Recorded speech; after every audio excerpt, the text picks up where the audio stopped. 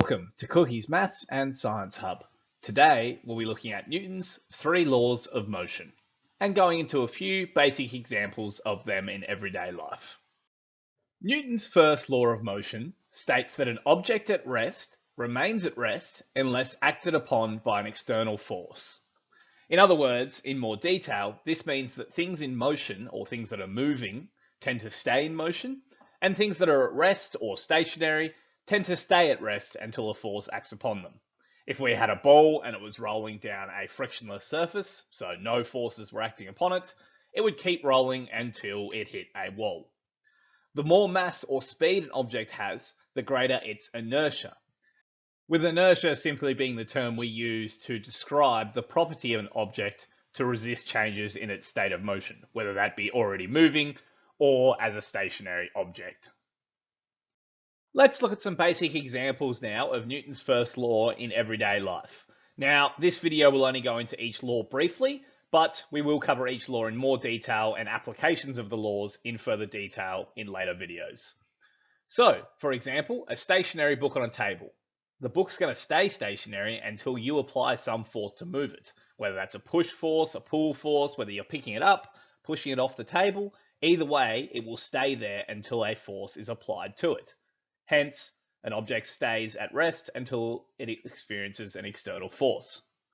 When you come to stop at a red light, that is, you step on the gas pedal or you step on the brake pedal or, start, move, etc., you will make sure that you are changing the motion of the car by applying a force, whether that's the brake force and the frictional force between the tires and the car, or an acceleration force by starting up the engine and moving forward.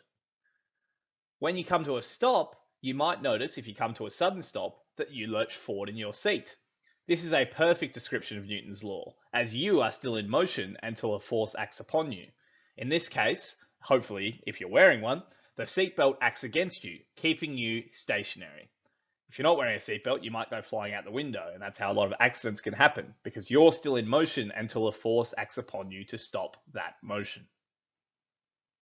Newton's second law is the most numerically based and the one most heavily involved in a lot of mathematical problems in physics.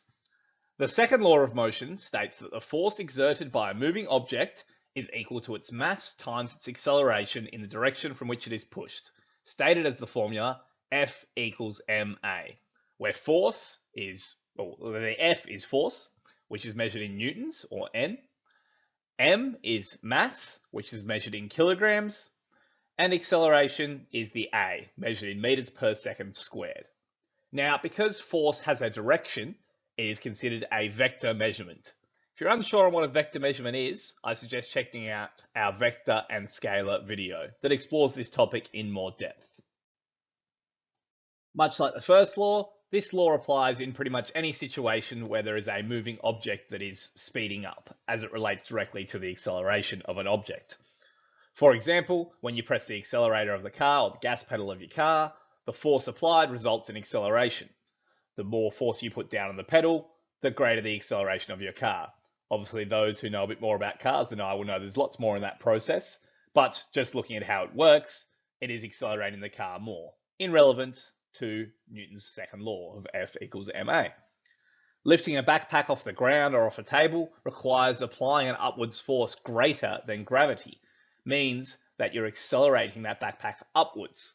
Hence, you're relating that back to that F equals ma. You're applying a force to a mass which is accelerating it. The more mass the object has, the more force you're going to have to apply to accelerate it to the same amount.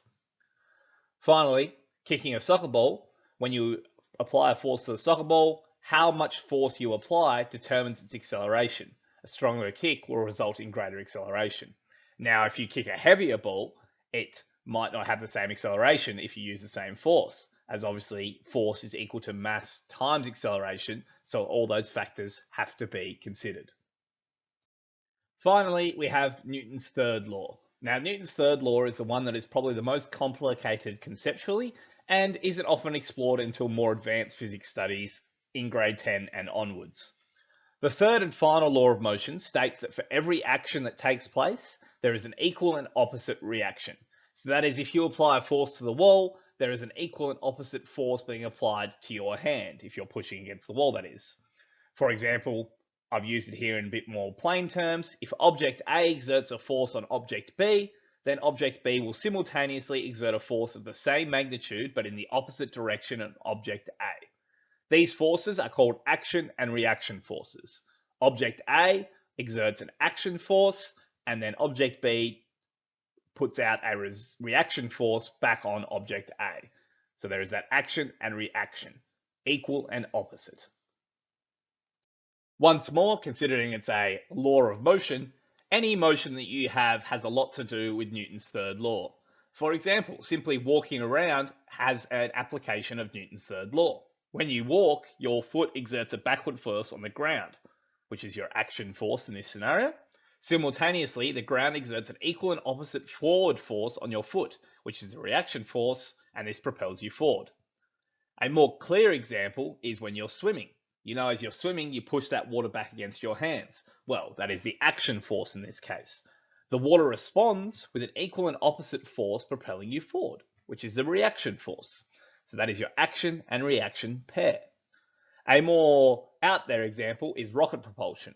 In a rocket, hot gases are expelled backwards at a high speed. This is the action force, and you'll see this when a rocket blasts off into space. This results in an equal and opposite force propelling the rocket forward, reaction.